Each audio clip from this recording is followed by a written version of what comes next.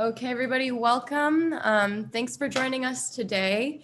This is the Student Congress Teacher Talk series, which is a series of events that has been put on by the Academic Development Committee.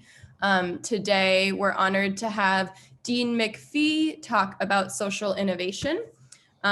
Before we get started, my name is Hannah, and I'm just gonna tell you a little bit about Student Congress. Student Congress is a student-led organization where we work on different initiatives within our 4 committees. Our 4 committees are communications, academic development, diversity and inclusion, and student engagement. We encourage you all to participate in Student Congress. If you have any questions or would like to get involved, please reach out to us at our email, which I'll put in the chat in a minute. And yeah, today, Casey Dean, who is co-lead of the Academic Development Committee, will be facilitating this teacher talk. And just a quick disclaimer that this video is being recorded. So if anybody feels uncomfortable with that, feel free to just turn off your camera and you can still participate. We will have a lot of time at the end of this teacher talk for questions. So please be thinking about what kind of questions you want to ask Dean McPhee. And as well, you can, unmute yourself and ask, or you can type your questions in the chat box and participate that way. So I will pass it off to you, Casey. Thanks so much for that, Hannah. Thank you everyone again for being here today. We're so pleased that you decided to come and attend. Thanks, Casey. Thank you, everyone, for having me. I'm Debra McPhee, Dean for the Graduate School of Social Service, proudly so. I am in my 8th year here at Fordham, and just prior to coming to Fordham, I actually was 3 years in Silicon Valley in Palo Alto and was the Chief Operating Officer of a health technology and education company. But that was quite it was a hiatus, and a planned hiatus from my academic career, and my social work career, which has been my primary focus and where most of my energy in my career has gone. I've been really fortunate to have a lot of interesting opportunities, but as all of us, our core perspectives are strongly forged in our own stories and our early stories, as it was for me. And I think one of the first questions folks had asked me, students had sent me 6 different questions, I think, or so. And one of the first was really to ask how I became interested in social work and sort of what the journey led what journey led me to social innovation. And I would say that my guess is that most of you have come to social work as I did, with early experiences being pretty strong influencers. I was raised with a single mother in communities that would probably today be called vulnerable communities. And so very early on, I think I learned that the context was pretty powerful in shaping people's access to resources and lack of access to resources, and sort of what their perspective is around community, whether it fosters a sense of connection or isolation. And there's, always key influencers in your life, key mentors in your life that are pretty powerful for all of us. And I was really fortunate to have some pretty exceptional mentors along the way that give you a little bit of courage and strength in areas that you wouldn't necessarily otherwise pursue. Truly, some of those folks have, I was really fortunate that a lot of those folks early in my life really fostered a sort of sense of positive community and the importance of that. And then later, and really the power of collective strength, but later was fortunate enough to be part of some real grassroots advocacy experiences, sort of stumbled my way into that. And they were powerful educators and forces in terms of where ultimately my career would go. Unlike the privileged few, those of us here, I had access to education beyond K through 12 public school. And like a lot of people, I really had no idea what options there were to choose from in terms of picking a career.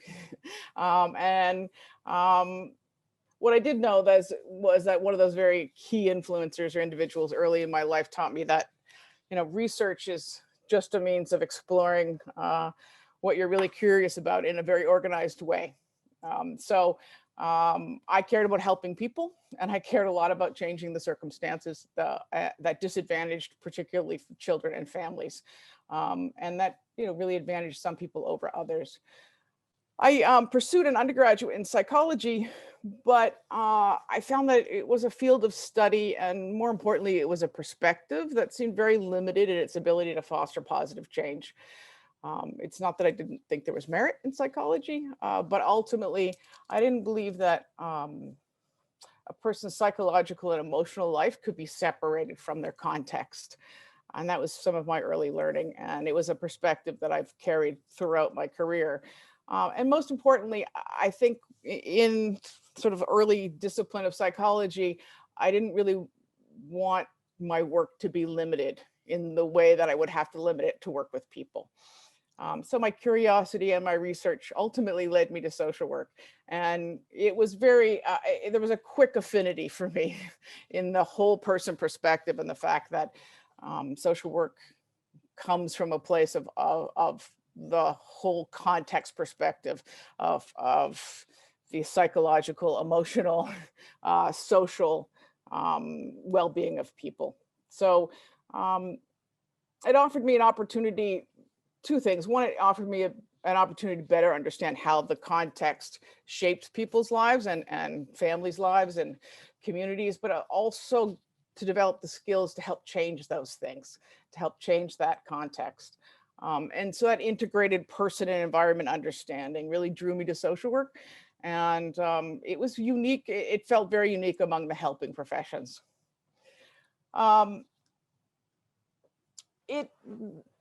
The other piece of it, none of us really end up where we started most of the time. I have this conversation with students a lot around specializations and what you're interested in, and in terms of social work education, in terms of social work careers. But I think even among the faculty, if you talk to your professors, none of us really ended up where we started out. And that's the wonderful thing about social work, which is that there's a whole skill set that leads you in a lot of different paths.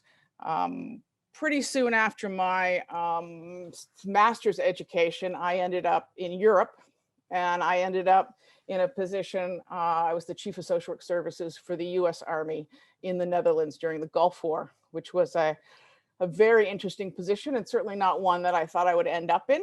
But one of there's a number of lessons I learned, a number of skills I learned in that position. And mostly the biggest one I think was really taking the risk and taking those steps to those things that you think are not necessarily for you, but have a lot to teach you. And it has been a very fortunate thing because it, of course, leads to a lot of other relationships and a lot of opportunities. What it also did for me, though, was leave me with a lot more questions than answers. And I ultimately ended up deciding that I would pursue research and education. And then later over the years, ended up in academic leadership positions, as I currently serve in today as dean. But it really has been the roots of social work the profession that's really guided my perspective in most ways. And really at the heart of that is seeking positive change, seeking opportunities for positive change. And it's a long way of getting to the subject of social innovation. Because first and foremost, social innovation is about creating ideas for change. There's an interesting, it's interesting if you, Matt, can you do me a favor and pull up there it is, there we go. It's interesting if you put these two definitions next to each other. The first one is probably not my favorite definition of it, but it comes from Wikipedia. And the second comes from Stanford, who coined the term social innovation in its current form. So in social work, the definition says it's an academic discipline and practice-based profession that concerns itself with individuals, families, groups, communities, and society as a whole in an effort to meet basic needs and enhance social functioning, self-determination, collective responsibility, and overall well-being. Social functioning is defined as the ability of an individual to perform social roles within their own self, their immediate social environment, and society at large. Social innovation, on the other hand, is not so unique, or not so far from that definition. It is a process of developing and deploying effective solutions to challenging and often systemic social and environmental issues in support of social progress. Social innovation is not the pejorative or privileged prerogative, sorry, it's not the prerogative or privilege of any organization, form, or legal structure. Solutions are often require the active collaboration of constituents across government, business, and the nonprofit world. The two have an awful lot in common, as you can see. And it is interesting to me that in recent times, social innovation has sort of taken on a specialty focus, as though it's a specialty area. But if you look at that definition, what's central to both of those is that focus on positive change. That both are simultaneously tuned to the complexities of the current context and conditions that diminish or improve the well-being of individuals, families, groups, organizations, and communities, and a focus on the possibilities and opportunities for fostering or facilitating positive change. Historically, social work has been synonymous with social innovation. The two have been pretty inseparable. If you think back to the early examples, like the settlement house model that was initiated by Jane Addams, at the time pretty provocative, and it was both innovative and then a very powerful resource for facilitating individual and community change, which has lasted to today. So when we think about social innovation, we tend to think about it as this specialty area that requires that you develop an awful lot of individual specific skills to engage in it. And it does. It just happens to be that social work has all of those skills and then some that are really needed to innovate and pursue social innovation. Some of the questions that were asked, just to integrate some of the other questions, the second question I was asked was if I could share my some of the challenges that I faced on my own social innovation journey and how I was able to overcome them. And I would say, just in keeping with that same conversation about what is social innovation and how do you, and what does it mean to engage in social innovation, it is about change. So as in all efforts of change, the greatest challenge, of course, is overcoming the pressure to protect the status quo, right? Pursuing change doesn't always mean protest or confronting injustice, but it always does require some measure of advocacy, and certainly collaborative work, and certainly knowledge and collective effort generally. Nobody does it on their own. Nobody forges lasting and meaningful change without a collective support of people. Eventually, if not initially, eventually. I think it's important, particularly to think about when we're talking about making structural or systemic or lasting change. You need to have the ability to forge relationships, and I'll talk a little bit about that in a minute, but and how you do that, and from what place do you do that?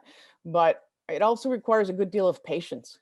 It requires a good deal of understanding what exactly you're pursuing and who's with you and who isn't with you. There's an African proverb that says something to the effect of, if you want to go quickly, go alone. If you want to go far, go together. And I think that's probably the best advice when you're pursuing change. And ultimately, that's what social innovation is about: change, making change.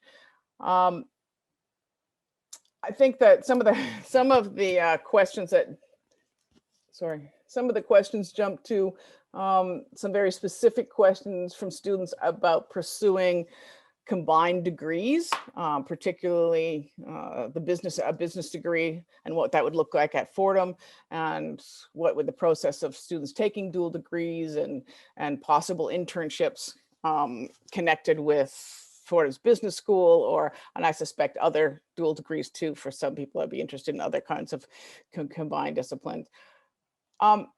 I think that's a very specific question that has to do, in some cases, puts the cart before the horse. So what I would ask anybody who's considering doing a dual degree, I would say, where are you going with it? What do you want to do with it? A degree, much if I go back to my earlier story about pursuing a social work degree, I pursued social work because I knew first and foremost where I wanted to go. And that was to get a set of skills and to have a perspective and have a toolbox, if you would, and to have a community and collegial support for making the kinds of changes that I thought were important on the individual and a community level. The degree was a means to get there and to develop the skills. So much like that, I would probably say to you, why are you pursuing a business degree? Why are you pursuing a law degree? Why you're pursuing any of those things can lead you to another set of skills, which is very important depending on what you want to do, but in and of themselves won't necessarily get you where you want to go. We all know stories of people who have pursued education only to end up somewhere else because you didn't necessarily check up front what it is you're really trying to get to. I have been both delighted and grateful for the fact that my social work degree has taken me in a lot of places that initially and certainly on paper you would never think would take you there, that social workers wouldn't necessarily find themselves. But as it has always been the case, today is the same as it always has been, which is that social workers have a unique set of skills that are on multiple levels, and they find that they draw on any of those tools in almost every situation. So I have colleagues with social work degrees in entertainment and in foundations and in research and in education and in the community and in nonprofit organizations.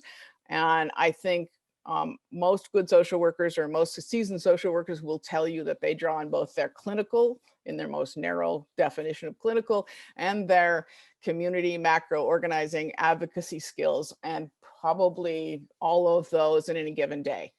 And so wherever you end up, wherever those opportunities are for you to innovate, to make change, your social work skills will take you there. Now, if there is very specific areas that you want to go or skill sets that you can only develop in, say, a business degree, then I would say absolutely pursue that. There's specific ways in which you do that at any institution. They're set up differently depending on the institution. Fordham, we have specific dual degrees, for instance, with social work and law as one, public health with our partnership with Mount Sinai. But they're set up differently in different schools. So in some universities, they're much more enmeshed and they're much more integrated, and others, you take them simultaneously with a few crossover courses. So absolutely investigate those or pursue those if you're interested. But I have to say, one of the, it is the skill set that has to drive you. When I was a previous dean at a university in Florida for a long time, and one of the signals I saw coming down the pike numbers of years ago, almost 20 years ago now, was online education. And for those of you that are way too young to remember, distance education was the first innovation in education for people who couldn't all be in the same place and learn. And it was done often by TV and television and videotape and very cumbersome ways of doing distance education and reaching people who couldn't necessarily be on campus. as technology developed, computers developed, more and more people began to move into online education or virtual digital educational opportunities. But inside the academy, inside most universities, we didn't necessarily have an awful lot of skills that crossed into technology and crossed into sort of emerging areas.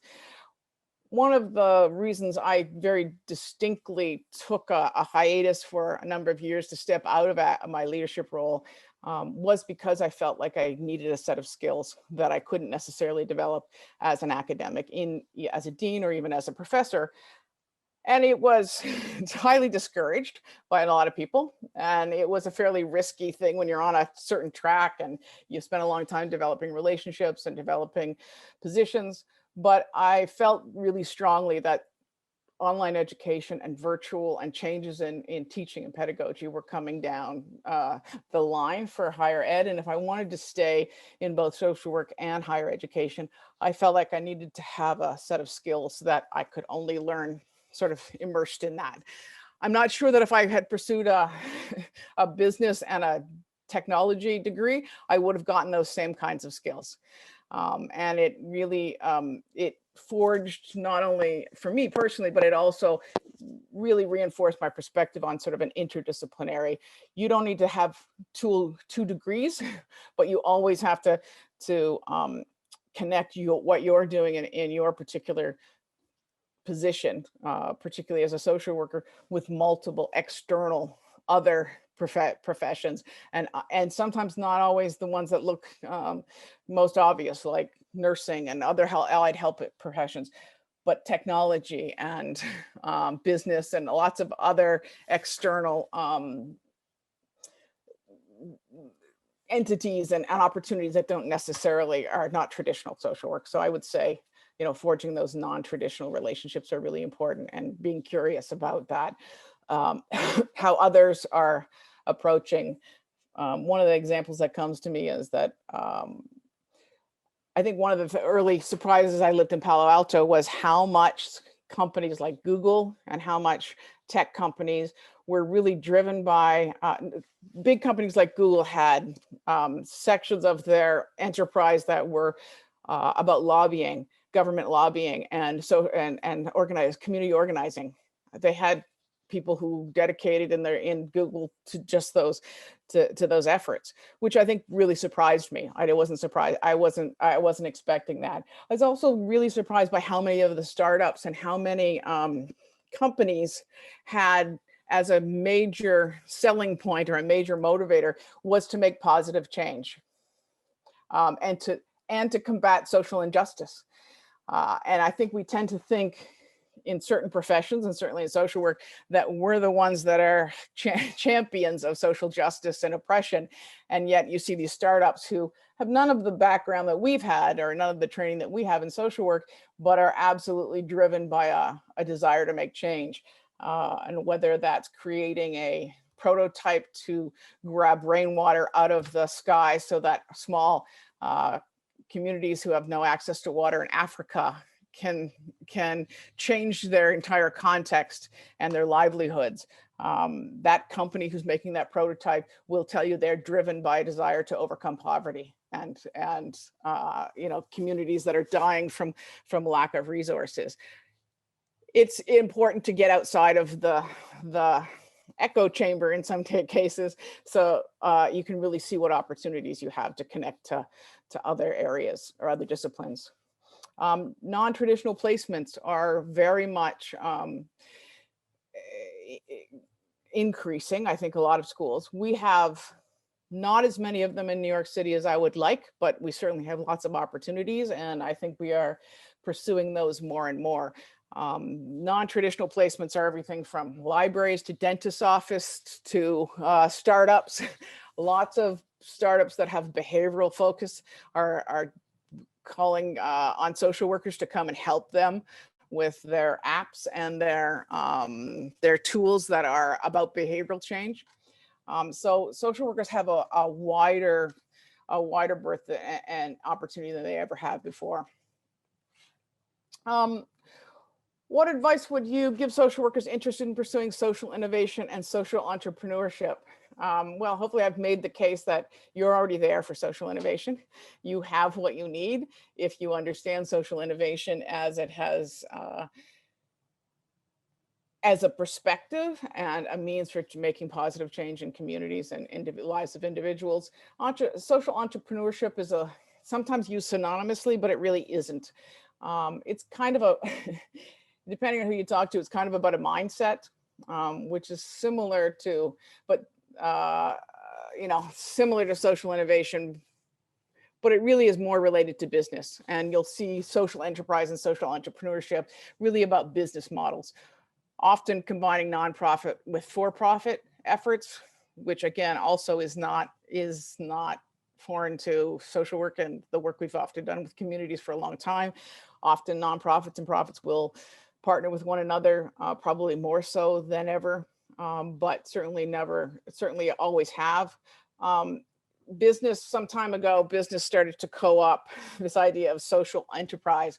And you'll even see things called B Corps now, which are nonprofits tend to take on those community efforts, but some businesses have rebranded themselves or refocused themselves that they have a business model, for-profit business model with the idea of making positive social change. So it's interesting how that plays out in a for-profit world. And so social enterprise and social entrepreneurship tend to be driven by for-profit with some nonprofit or social change aspects to it. Different than social innovation, which tends to be much more focused on communities. Social innovation is not possible without forging long-term relationships with others. That's absolutely true. How are you able to foster meaningful relationships with fellow cohorts? How are you able to develop a relationship with different organizations who believed in your cause? Well, I would say that sometimes successfully, sometimes not, as most of you probably already discovered in your lives. I would say that the fundamental criteria for fostering meaningful relationships and forging any coalition is, the basics: respect, trust, shared values, and at the very least, a common commitments. If you can't have shared values completely, certainly that you have common commitments that bring you together in any effort. I would say that role and function are pretty critical to all relationships. So there's no one answer in sort of how you forge relationships, but these are kind of fundamental to my experience, which is that you always have to be aware of what your role is in any community, in any organization, in any professional relationship or professional position. And that awareness really helps guide you how you build relationships, with whom, what it means to be collegial, what it means to work within a system, what are the impact or what the implications are if you choose not to, who you engage in the effort. You need to be pretty savvy and smart about where you're going, what change you're after, and who needs to be with you if you're going to really make that meaningful or lasting change. I think sometimes we like to jump over that because of impatience, or we like to jump over where it feels like we're working within the status quo too much and you want to be much more radical. But sometimes radical change or short-term change is not necessarily, it is short-term, it's not necessarily lasting. The kinds of systemic lasting change requires support, and it requires coalition, and it requires resources. So know where your starting place is and where it is you want to go, and who you need to bring with you. And you're going to have to share leadership, and you're going to have to share, you're probably going to have to modify a lot of your ideas on how you're going to get there if you're going to go together. What skills do you believe students need to develop and sharpen if they want to thrive in social innovation? As I said, I hopefully have convinced you that you've already made the right choice and you're well on your way there. By sharpening your social work skills, you are sharpening your social innovation skills. So I think that's the good news. I would, however, say that pretty critical, I believe, is foresight and future focused thinking. I think that's pretty essential. And that's about transforming how we naturally think. And thinking about the future is about imagining something different. It's about that as a starting point, but then it's about creating a map and looking for those big opportunities, or looking for those opportunities for change. And again, who's with you in that effort? So how can we make the future more equitable, right? Well, first of all, we have to have some vision of what that looks like. We have to imagine what more equitable would look like in any given, and sometimes it's on a small scale and sometimes it's on a large scale. But you need to have that vision, you need to have that understanding of what you're looking for. So what specific outcomes are you looking for? Equitable, justice, these are really big terms, and they can mean different things to different people and in different contexts. So what are you looking for? And what do you need to achieve those outcomes? You know, you're going to have to do your inventory. You're going to have to do your homework. You're going to have to do your research about what it is that it will mean to, what success look like. And because you can chase a lot of things in the name of an idea, in the name of change, but not necessarily have a really clear path on how you're going to get there. Now, paths often alter as you're moving, but you have to have a starting place and that map. Futures don't happen to us. We have to have a sense of agency in imagining and creating a future that we want to live in. And then we have to take those actions to get us there. That foresight thinking is going to be critical to that. We don't have any data about the future, right? We only have data about the past. And while we can't fully rely on past data to help us with the future, there are larger patterns in history that tend to repeat themselves over and over again. And we need to be able to look backward in order to look forward. As social workers, we have to be sort of both historians and futurists. We have to know where we came from, what has worked and what hasn't worked and why, and the history of the cause or the issue that we're pursuing, but we also have to have the imagination for the future. And as I said, that map for us to get there. We have to sort of understand what it is we're pursuing in that larger story, in that larger place and context, so that we understand what's happening today. Not as isolated, but having made its way to this current state of affairs with an awful lot of influences and a lot of history behind it. So then we need to be able to see what could possibly be on the horizon and not be hemmed in by the past, but not be ignorant of it. So that imagining, that foresight thinking is also not encouraged all the time. You'll find yourselves in lots of positions where you're not encouraged to change much. You're not encouraged to, it's not going to be favorable. However, I would say whether you're in a very specific organization and context, or you're in pursuing really big missions, either of those, you need to always stay focused on what the possibilities are and creating very specific plans for getting yourself there. I think quite often we find ourselves in organizations we think we have no influence over. We think that we're in a particular role and position where we really can't influence something as big as how they function, what service they offer, how they offer that service, who they offer that service to. And as social workers, I would encourage you to always think like an innovator. You know, change is not for change's sake, but if you were to make a service better or include somebody else or make it more equitable, what would that look like? And you have, as a social worker, a unique perspective that you come to any situation with that is about improvement and change in its most positive sense. Okay, I think I probably talked way too much now, and probably other people have. Those were the questions I hopefully have done service to in answering. some of the questions that you offered me, but I'm happy to answer any other questions if I can. Yeah, thank you so much for sharing all that information. I found it really helpful, and I'm sure that others did as well.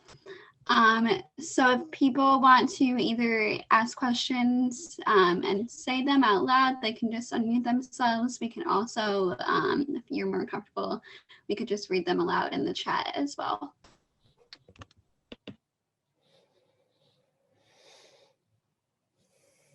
And I think we have a couple coming in from the chat. So I have a question here. Could you recommend some foundations and funding resources for social innovation development in general, as well as the areas of social justice and online education? That covers a lot. that covers a lot of different funding. Again, where's the objective? What's the objective that you're going for? I would say one of the things about the contemporary age is that there are a lot more sources of funding potentially available than there has been before. It is the case that nonprofits still rely primarily on government contracts and funding, as well as charitable and philanthropic, resources. I would say that more and more there are public-private partnerships that are occurring. So nonprofits are partnering quite often with for-profit and other social organizations that are non-traditional. Some of those socially focused businesses, in some cases. In the digital age, you've all witnessed this, everything from crowdsourcing to, funding online sources on and Kickstart campaigns and other kinds of charitable campaigns to focus at a particular issue where it's a fairly time limited to fund an initiative. We watched that with immigration when families were torn apart at the border and funds were raised to help kids and families, or as well as some ongoing efforts. So I would say that it really depends on what it is that you're looking to do, who it is you're looking to partner with. Certainly if it's got a for-profit element to it, you have some partners in the for-profit world and business world that may join you. More and more we see corporations certainly investing in social good that they didn't necessarily always in the past. And lots of those, as I said, surprisingly, lots of those are motivated seemingly by social justice. Online education, I'm not exactly sure where that comes into the question. Does somebody want to highlight that, or somebody want to? Yes, so I asked the question, and it was basically in response to the work you said you did, which I thought was fascinating, with the not only just the behavioral health, but just when online education first began. So if someone wanted to continue in that area, how would they, or if they wanted to develop their own sort of online education platform, what are some ways to go about funding that? Well, what's great about contemporary tools is that we can find out an awful lot of information from that we would be hard pressed to find before. I think sometimes we don't use those tools to the best of our ability. And what I mean by that is, so if you want to develop a new platform, the question you have to ask yourself is, for what purpose and how is that different than what's out there? But first of all, you have to know what's out there, right? You have to do your homework to figure out what's already been developed, who's already in that space, and how are your efforts going to be different? How will what you contribute be different than what somebody else has contributed? And I don't mean completely unique, and because we know there's lots of sodas and lots of online platforms, but the question is that you have to answer first is, what are you trying to achieve that's different than what is already in existence? In some cases, it may be partnering with resources or entities that are already out there, and making those changes or making those differences that you bring to the table, so you don't have to start everything from the ground up. But in other cases, if you're going to create something new and you're going to go after funding, that can be a fairly large enterprise. And you need to make sure you have a really clear path to getting there. Online education, one of the things I would say to you is, look for signals when you're thinking about innovation, when you're thinking ahead into the future. And usually like 10 years is a great mindset for most future people thinking, right? So in 10 years, if you would tackle an issue, what would that look like in 10 years? That tends to be a future mindset that's best to get our heads around, because 3 years, not so much. 10 years, it tends to be a good time frame. And I would say, look for things. When I gave my example about online education, I happened to be in an area that I saw a sign of something. I didn't know what it meant necessarily. I couldn't tell you. I could have never predicted all the ways in which it manifests itself. What I did know is in 10 years, it was going to be important. It wasn't going to go away. And there was going to be things I needed to know, so that in 10 years, if I still wanted to be a social work educator, I needed to be educated myself and be prepared for whatever that was going to look like. And I would say in your own life, look for those signals. Look for those things. You don't have to necessarily know what they mean, but get curious about them and educate yourself about them. And then always ask yourself why you're pursuing it. Always be really clear about where you're putting your energy and what it is that success looks like, or what the outcome is for you. And sometimes it's just developing a new skill set. Sometimes it's creating something completely new. Sometimes it's continuing to join a group, an effort that you really believe in, and bringing your own talents to that. I'm not sure if that answered your question, but. Yes, it did. Thanks. Great. So we do have one more question. What are some wins you've seen in your career in social innovation? I would say lots. I would say, one of the I don't know if this is a win necessarily, but it certainly is a signal that I'm very excited about, which is that students today, younger generations of social workers that are coming up, are in some ways, I think they think they're in this very new, everything old is new again. And so I'm really excited about the fact that social work is finding back to its roots in some ways. I think, for about 20, 25 years, social work has, in some cases, split itself in ways that have isolated certain parts of the profession from others. So we talk about people doing micro or macro work. We talk about people doing clinical or macro work. And the thing that drew me to social work, and I think a lot of us to social work, was that integrated reality, that whole person and environment. The fact that politically, what happens to you personally and emotionally and psychologically is influenced by what happens to you socially, economically, and politically. And then they're not separable. We all live in contexts where policies from education to healthcare frame every minute of our day, and whether or not we have access or whether we don't have access, how we see ourselves, how we see others. And the fact that social work has always sat in that very unique place, I'm not always sure that we have maximized that or remembered that in an integrated way. And there's a number of influences and reasons why that has been the case. But having been around long enough now, I've watched the pendulum swing a bit, and I'm really encouraged by the fact that we're coming back into our own again. That makes us unique among the allied health professions, that you don't have to choose one over the other. In fact, the very foundations of social work require that you integrate all of those all the time. You may work in one area over the other at a given period of time, but the fact is that what makes you unique as a social worker is that integrative perspective and your approach to change.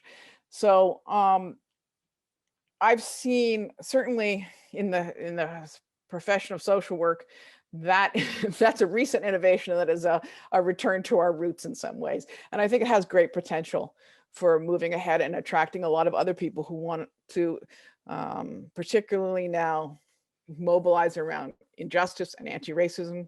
I think we have a real opportunity to bring people to us and to join forces with other groups. I think social innovation, like hopefully I've hopefully I've helped dispel a little bit that social innovation is a specialty area. It really isn't. Social innovation is a term that we've contemporarily used for making change. And that's really what it is, for making change on a systemic or a community level to influence groups and individuals. And that's something we've been doing for a long time. It has a new name to it. What is true is the same has always been true for social workers, is that there are new opportunities and new places for you to take your skills. That was true 30 years ago, right? That there was new places as healthcare developed and as all kinds of areas developed. Today, there's other opportunities in the digital space, in Silicon Valley, and all kinds of interdisciplinary opportunities that didn't exist before. You've got social workers in dentist office, in fire departments, in libraries, as I said, in all kinds of quote unquote non-traditional places.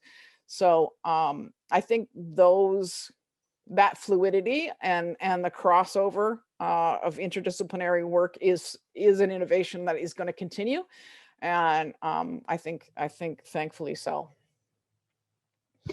And I do see that we have some hands raised in the participants tab of Zoom. So Christina Hody, if I pronounced your name correctly. You did, thank you. Hi, I was wondering if, given that there are obviously advantages and disadvantages to each, in your opinion, would like looking at more of a macro approach or systemic change, do you feel like there's better benefit in putting your efforts into the nonprofit sector or into like the government sector? Often, it's a good question. I mean, I think often the government sector, the nonprofit sector is so closely tied to the government sector. I mean, so many nonprofits rely on government grants and government funding.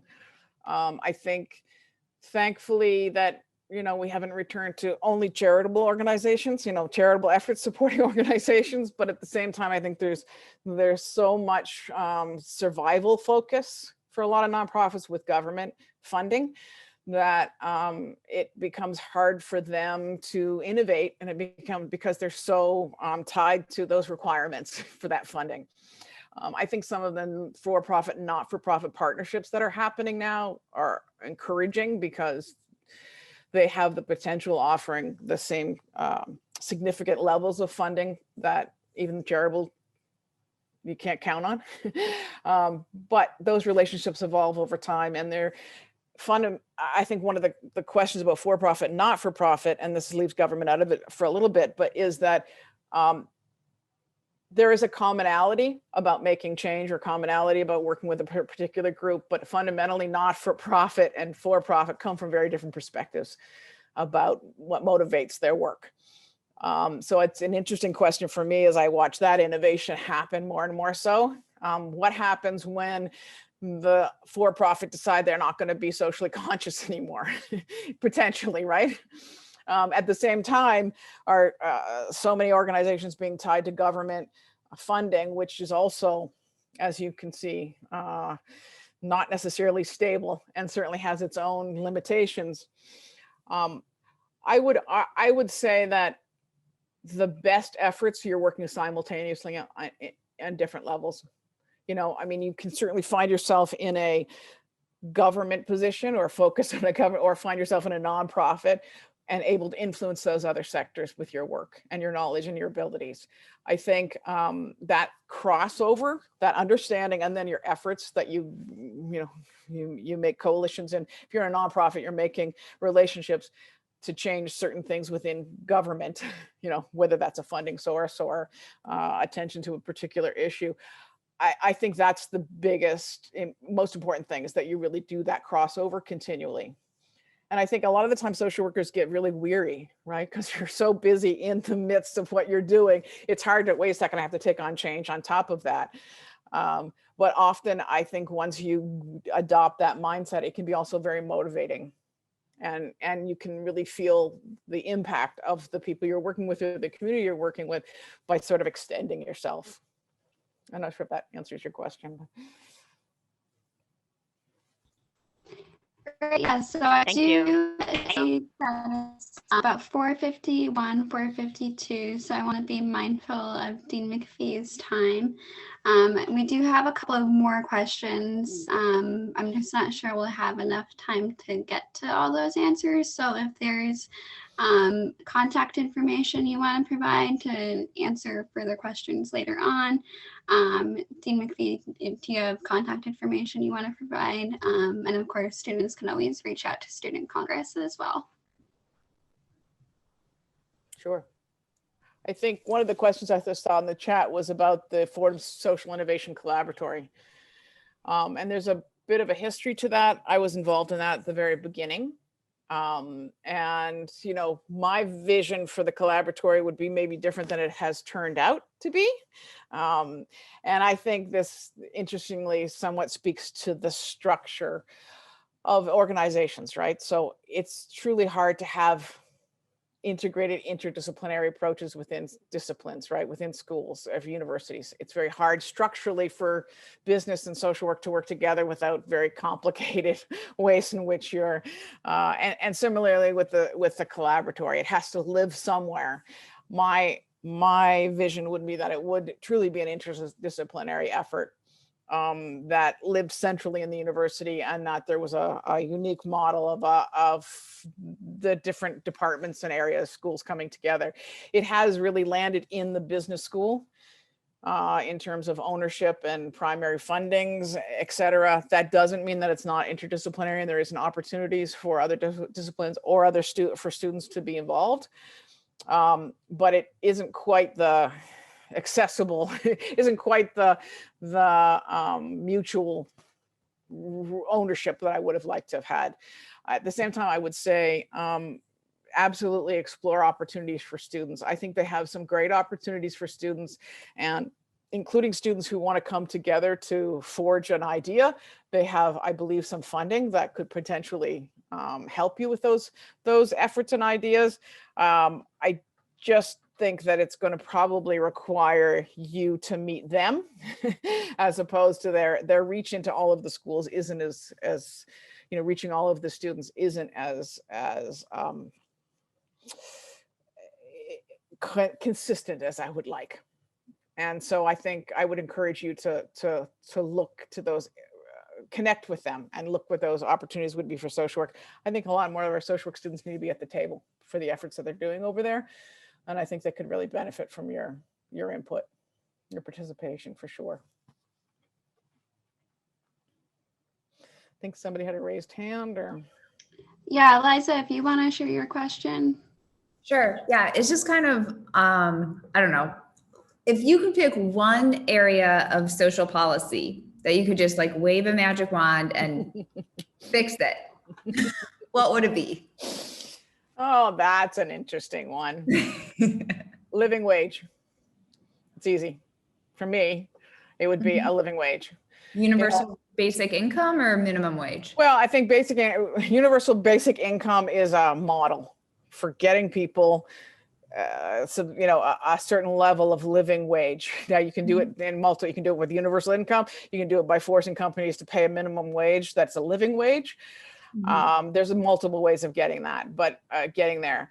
But the fact that the richest country in the world doesn't have a safety net, doesn't have a living wage for everyone, doesn't have a public school education that's equitable, doesn't have healthcare for everyone. I mean, there are built-in disadvantages that disadvantage the whole. And one of the first is basic access to safe housing and a living wage, so that if you're working 40 hours a week, you can support your kids, they can go to school, you have healthcare, you have a safe place to live. We don't have that in this country. And multiple systems that would have to be changed for it to be to tackle any one of those areas. But the very first is that there's a living wage, I think. Cool, thanks.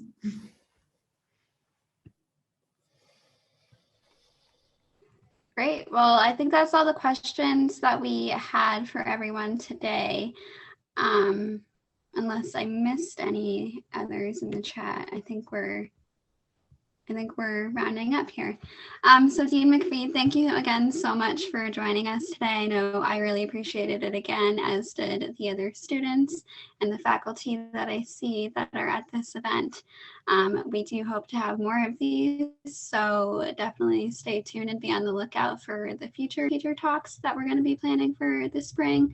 And if any students have more questions about, what Student Congress is or the academic committee, you can definitely reach out to myself or Hannah, and we look forward to seeing you more often. Thank you all. I really appreciate it. I don't have enough opportunity to meet with students, and hopefully sometime we will actually be physically back in the same place again, and there'll be more opportunities. I want you all to stay really curious. It's your best tool to be curious and partner with as many people as you can around that curiosity. And thank you for having me, and best of luck this semester to all of you, and be well, be safe.